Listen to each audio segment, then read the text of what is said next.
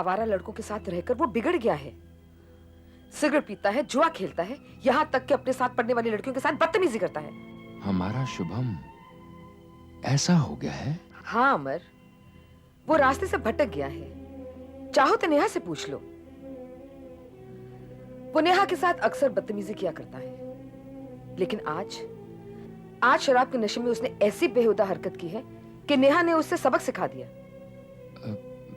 I am sorry, I am extremely sorry आशा।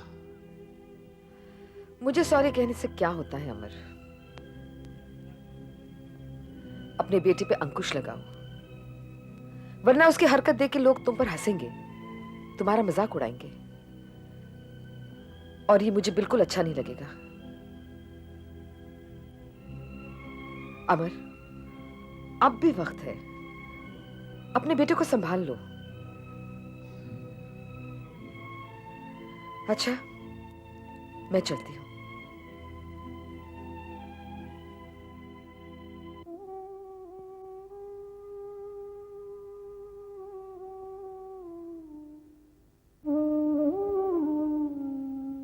सुनंदा, यही इल्जाम कभी तुमने किसी बहकावे में आकर रजत पर लगाए थे, और आज यही इल्जाम आशा शुभम पर लगा के गई है। रजत तुम्हारी वजह से तो घर छोड़कर चला गया था, लेकिन अब अपने शुभम को कौन सी सजा दोगी? लेकिन आशा ने जो कुछ भी कहा वो सच है या गलत, ये तो शुभम ही। अपनी आंखों से ममता की अंधी पट्टी उतार कर फेंक दो, वरना याद रखना सुनंदा, शुभम की जिंदगी बर्बादी के अंधेरों में गर्क हो जाएगी, और इसके साथ साथ चौधरी खानदान का नाम मिट्टी में मिल जाएगा। समाज और सोसाइटी में जो इज्जत है वो सारे बाजार में नीलाम हो जाएगी। दुनिया के सामने अमर चौधरी के साथ साथ सुनंदा चौधरी को भी झुक जाना पड़ेगा।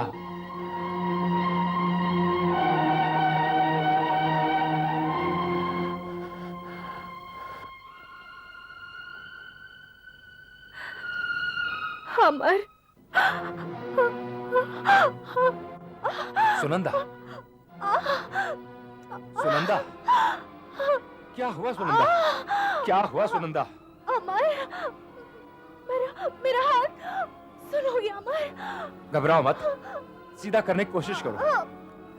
सुनंदा, इसे सीधा करने की कोशिश करो। नहीं अमर, बहुत दर्द हो रहा है। बैठो, बैठो, बैठो।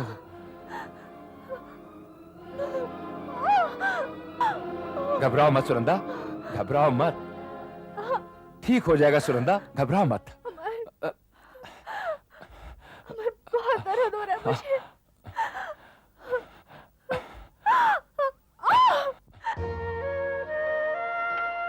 घबराओ मत सुनंदा, ठीक हो जाएगा सुनंदा, घबराओ मत।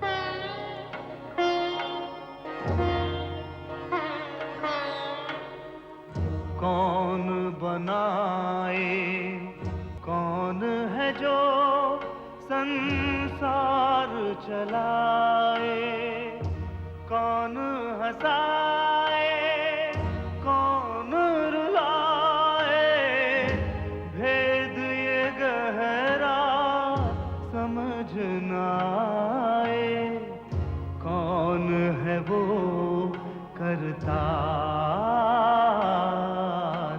संसार, संसार, ये संसार, ये संसार।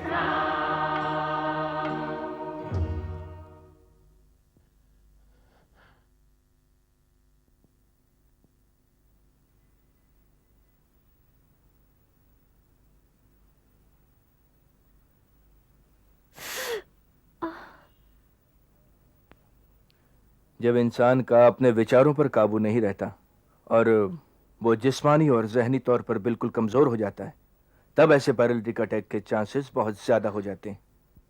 राइट साइड पे अटैक हो गया तो समझिए बहुत बचाव हो गया। अगर लेफ्ट साइड पे हो जाता तो माय गॉड। डॉक्टर साहब, इनका ट्रीटमेंट घर पर ठीक रहेगा या हॉस्पिटल ले जाना होगा? नहीं नहीं, मैं हॉस्पिटल नहीं जाऊंगी, मैं कहीं नहीं जाऊंगी, कहीं नहीं जाऊंगी। नहीं नहीं, घबराइए नहीं मिसेस चौधरी, घबराइए नहीं, हम आपको हॉस्पिटल नहीं ले जाएंगे। हाँ सुनंदा, तुम क्यों फिक्र करती हो? मैं हूं ना तुम्हारे पास। तुम्हें किसी बात की चिंता करने की जरूरत नहीं। भगवान सब ठीक करेगा, सब ठीक करेगा सुनंदा, उस पर यकीन रखो। मम्मी की बीमारी और पापा की परेशानी की वजह मैं हूं। लानत है मुझ पर जो अपने इतने अच्छे मम्मी पापा को दुख दे रहा हूं। मामा, मुझे तुम्हारी कसम, मैं भी रजत भैया की तरह एक अच्छा और नेक इंसान बनूंगा। ओफ डैडी, आप भी क्या? बेटा, मैं बिल्कुल सच कह रहा हूं। जब से तुम्हारे दादाजी और गिरधारी अंकल अपनी यात्रा करके लौटे हैं, उन्होंने एक ही रट लगा रखी है। वैसे डैडी, ये दादाजी और उनके परम मित्र कितनी यात्रा कर चुके हैं? मेरे ख्याल से 8-10 बार तो ये भारत भ्रमण ही कर चुके होंगे। बेटा, मेरी बात का रुख बदलने की कोशिश मत करो। ये लोग जल्द से जल्द तुम्हारी शादी कर देना चाहते हैं। डैडी, शादी? अगर तुमने कोई लड़की पसंद कर रखी हो तो मुझे बता दो, वरना ये लोग अपनी मर्जी की लड़की नहीं से... नहीं नहीं नहीं डैडी, ऐसा जुल्म मत होने दीजिए। मैं खुद ही इसका मतलब ये है कि हमारे बेटे ने लड़की पसंद कर ली। हाँ? जी हाँ। ओह, तो तुम्हारे घर वालों को तुम्हारी शादी की चिंता सता रही है? बिल्कुल दीक्षा, सुबह शाम उठते बैठते हर घड़ी बस एक ही बात, कर लो शादी, कर लो शादी। तो कर लो ना शादी। तो तुम्हारी तरफ से हाँ बोल दूं? ना बाबा ना, मैं शादी वादी नहीं करना चाहती, और इनफैक्ट 5-7 साल तक तो बिल्कुल नहीं। दीक्षा, 5-7 सालों में तो मेरे पापा 5-7 बच्चे अपनी गोद में खिलाना चाहते हैं। बाप रे, नहीं। भगवान के लिए दीक्षा, प्लीज हाँ बोल दो ना, नहीं तो मेरे पापा ना मुझे किसी लूली लंगड़ी लड़की के साथ शादी की सूली पे चढ़ा देंगे। तो मैं क्या करूं? तुम कुछ मत करो, सिर्फ हाँ बोल दो। सिर्फ हाँ? हाँ हाँ हाँ। रजत, समझ लो, हो गई। हाँ दीक्षा, लेप्रोसी अब क्यूरेबल है चंद्रा साहब।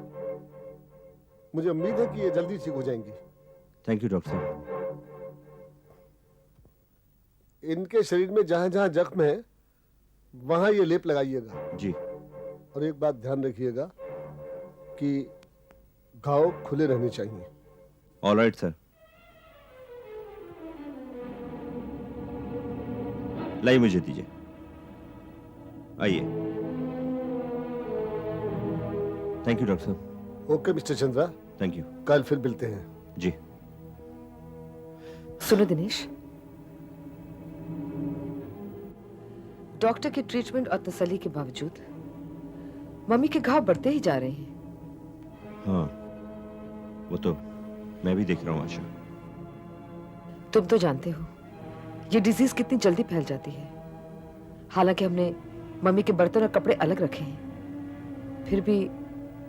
तुम कहना क्या चाहती हो? हमारी नेहा भी बच्ची है और तुम जानते हो कि बच्चों की स्किन कितनी सेंसिटिव होती है। कहीं मम्मी की बीमारी के जर्म्स। क्या करें आशा, इलाज तो चल ही रहा है ना। वैसे अगर तुम ठीक समझो तो क्या हम मम्मी को आंटी के जीवन सदन में एडमिट करवा सकते हैं? वहां ट्रीटमेंट भी होगी और दिल भी बहल जाएगा, और नेहा की सेफ्टी भी। बहू,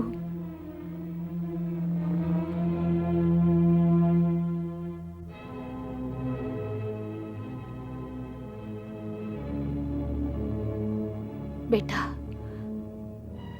बहू ठीक कह रही है, तुम मुझे वहीं छोड़ाओ। लेकिन माँ। अरे नहीं नहीं बेटा, भगवान न करे मेरा ये रोग घर में किसी और को हो जाए। बेटा, तुम मुझे जीवन सदन ही छोड़ाओ।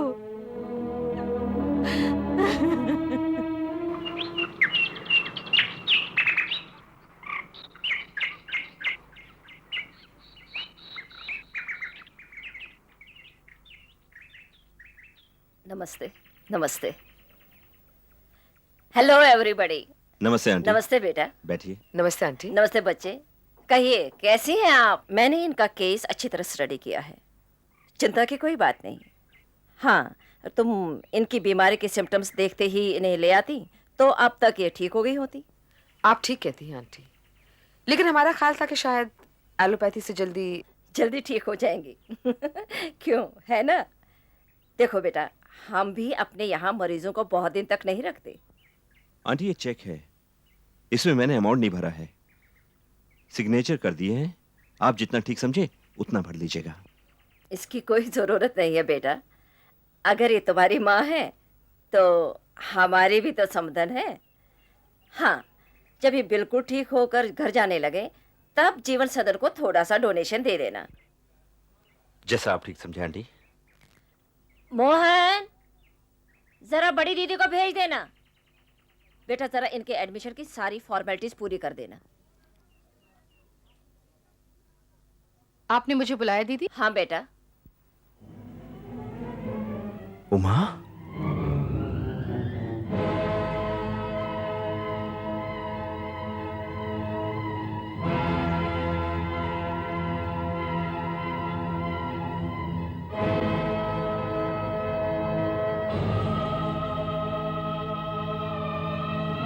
आना जाना, हंसना रोना, मिलना बिछड़ना, पाना खोना, सच पूछो संसार यही है, इस जीवन का सार यही है, फिर क्यों करे तू विचार।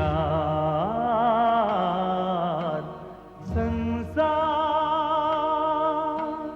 संसार ये संसार।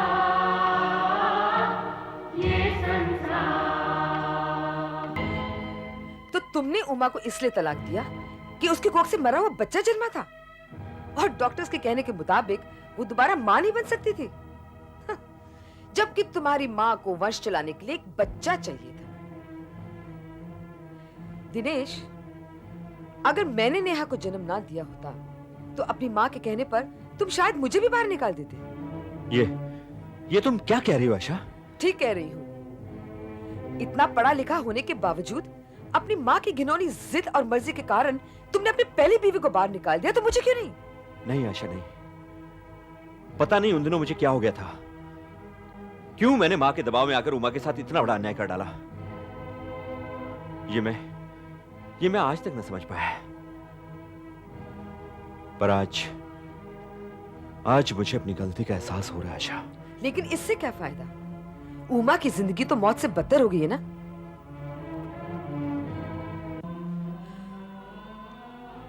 उस बेचारी ने तो बिना कसूर पूरी उम्र सजा के तौर पे काटी है ना।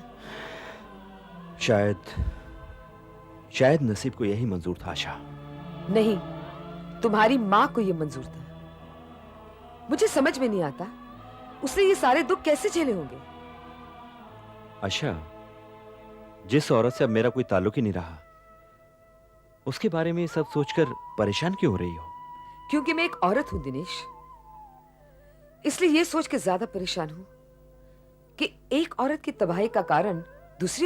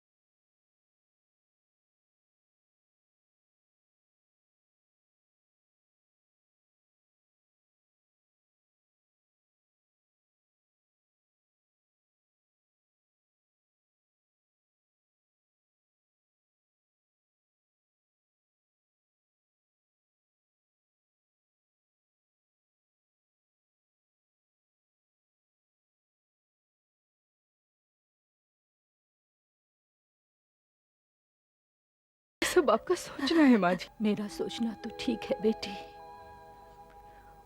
उस वक्त मेरे मन को कोड न लगता तो आज इस तन को भी कोड न लगता। मैंने तुझे बहुत सताया है बेटी, बहुत रुलाया है। बीती बातों को याद करके अपने मन को दुखी मत कीजिए माँ जी। उसकी मर्जी को कौन बदल सकता है, मगर मैंने ये कोशिश की।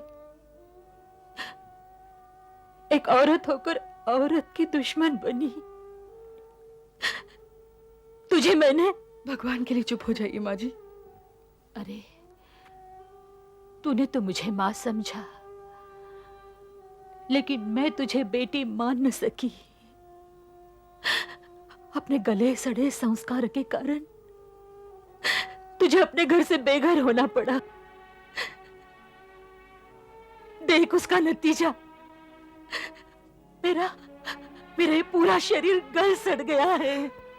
नहीं माँ जी, आप बहुत जल्द अच्छी हो जाएंगी, मैं वादा करती हूँ आपसे। मैं आपकी सेवा करूंगी, आप बहुत जल्द अच्छी हो जाएंगी। अच्छी तो मैं होना भी नहीं चाहती, मगर इतना जरूर चाहती हूँ, तू मुझे माफ कर दे बेटी। ऐसा कहकर आप मुझ पर पाप मत चढ़ाइए। आपकी सेवा करना मेरा फर्ज ही नहीं, मेरा धर्म भी है। काश मैंने भी अपना धर्म निभाया होता। अब बीती बातें भूल जाइए, आप आराम कीजिए, मैं कल फिर आऊंगी।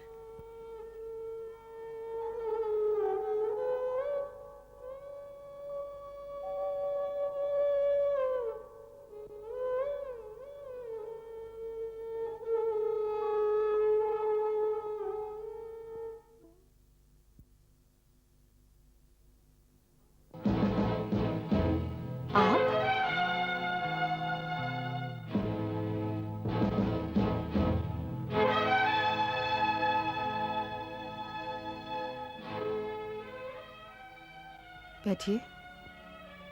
जब से मुझे पता चला है कि दिनेश ने आपके साथ वो किया है जो उसे कभी नहीं करना चाहिए था, पता नहीं क्यों मैं अपने आप को आपका गुनहगार समझती हूँ। ये बात अगर मुझे पहले पता चल गई होती तो मैं...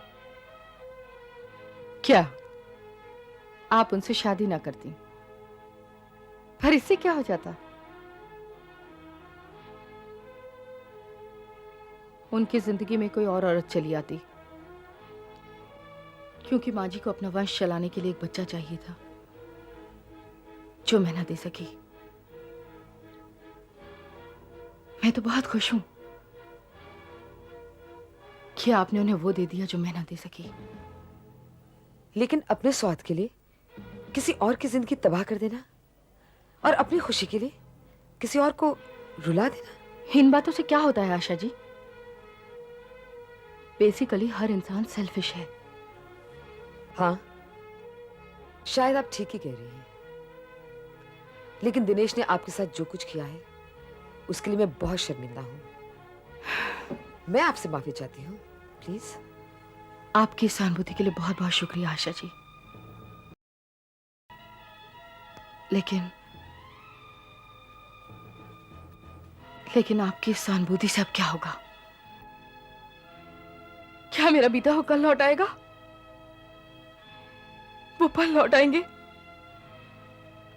जो मैंने जीते जी मर मर के गुजारे हैं? नहीं आशा जी, नहीं, नहीं लौटेंगे। मेरी जिंदगी के हंसते फूलते गुलशन को जलता तपता रेगिस्तान बनना था, सो बन गया। अब किसी की सहानुभूति से कुछ नहीं होगा। उमा, धीरज रखो उमा।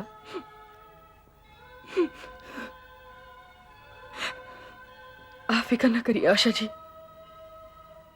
मैं माँ जी की पूरी सेवा करूंगी। देखिएगा वो ठीक होकर घर जाएंगी।